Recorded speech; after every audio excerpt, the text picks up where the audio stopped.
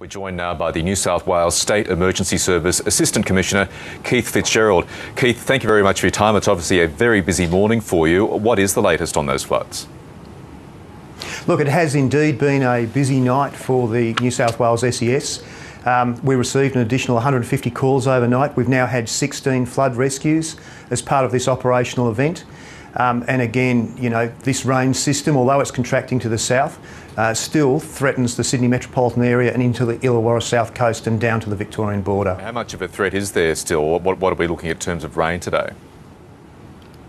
Look, in some areas from 25 to 50 millimetres, but we've had such a lot of rain in the last 1 to 2 days.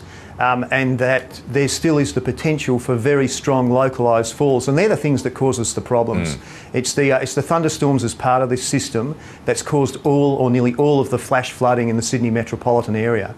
And in fact, 95% of our requests for assistance, the 1,050 we've responded to so far, 95% of those have actually been in the Sydney metropolitan area.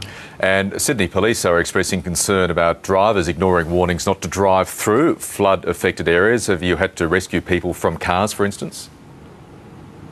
Yeah, look, you know, that is of concern. There are obviously those times when members of the public get caught out by accident through no fault of their own and get caught up in floodwaters, and we obviously are pleased to be able to assist in rescuing them.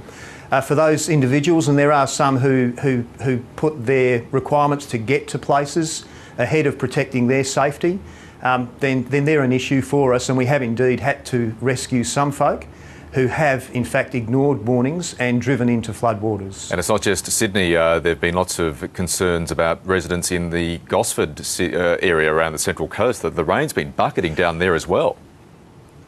Yeah, look, it is moving south. That system up there, the mid-north coast and the Central Coast, they should be, you know, our latest discussions with the Bureau indicate that they will probably be removed from the severe weather warning.